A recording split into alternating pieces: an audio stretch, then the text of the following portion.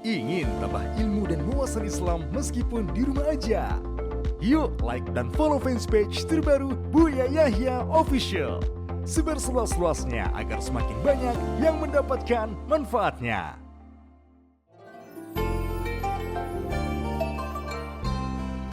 Assalamualaikum Buya. Assalamualaikum warahmatullahi wabarakatuh. Saya hamba Allah dari Kediri, Jawa Timur.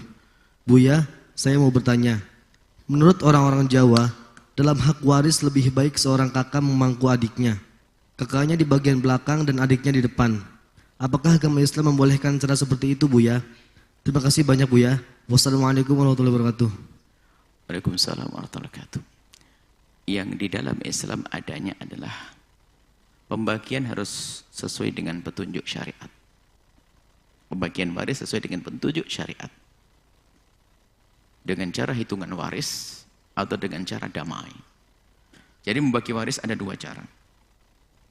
Cara sesuai aturan waris yang disebutkan di dalam Al-Quran juga disebutkan, disempurnakan oleh baginda Nabi dalam hadisnya sehingga menjadi kitab mawarith itu atau kitab faraid.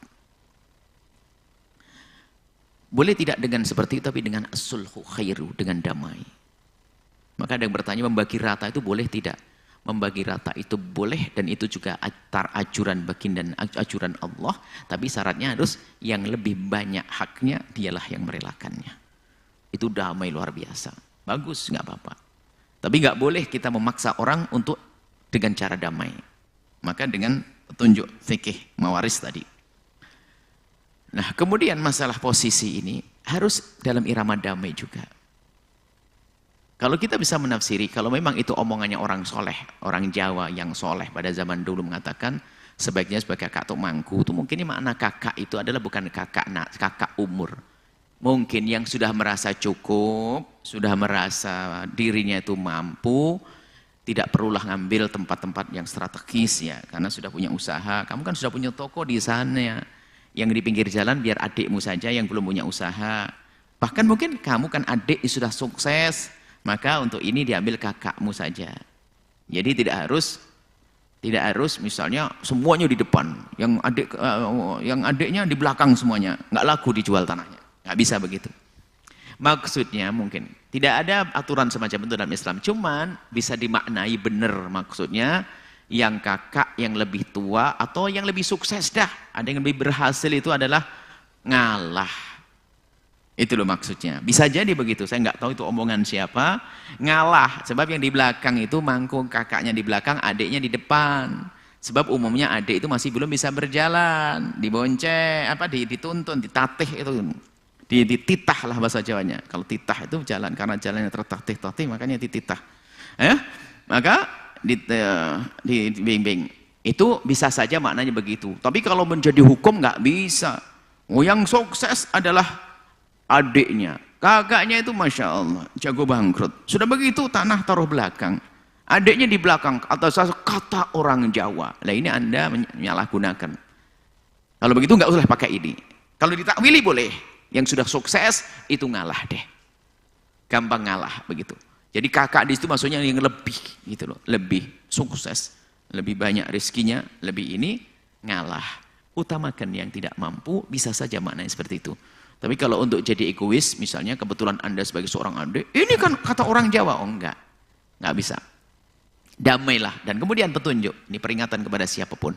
Di saat membagi waris, Anda harus menjadi orang yang paling sering mengatakan gimana baiknya.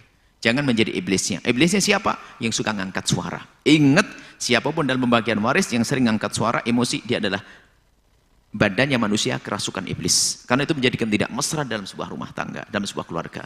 Bicara waris, ngangkat suara. Ada apa? Kenapa harus ngangkat suara? Ini biasanya menjadikan, kalau sudah ngangkat suara membuat emosi yang lainnya, akhirnya menjadi berantakan. Akhirnya yang semula ingin menggugurkan atau ingin menjatuhkan haknya, menjadi emosi, menjadi semuanya menuntut hak. Gara-gara si iblis tadi yang pakai kopiah putih tadi. Suka ngangkat suara dalam bagian waris. Ingat, dalam bagian waris, jangan biasa mengangkat suara. Akan tapi lembutlah. Dan selalu kalimat, gimana baiknya saja. Saya ngikut, maka ini mengundang keberkahan. Karena apa? Makna silaturahmi. Rizki yang paling lapang dia. Bukankah Nabi sudah menyebutkan?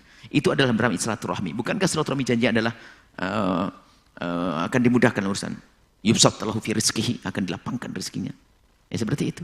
Jadi yang penting terserahlah yang baik gimana. Suka-suka deh, saya gampang aja deh, yang penting berkah nanti insya Allah. Kalau Anda ngambil berkah bener, yang suka nyakar-nyakar, lihat nyongsep, jualan bangkrut, ditipu sama orang, anaknya nakal, wajah istrinya tak-tanya, oh kayak harimau, macam-macam. Gara-gara kurang ajar dalam berbuat waris itu, hati-hati ya. Semoga Allah menjaga kita, agar tetap terjaga ukhuwah kita dengan saudara kita. Menjadi sekakak beradik, saudara yang saling mencintai karena Allah. Tidak ada dengki, benci, tidak ada rebut waris. Wallahu a'lam bishawab.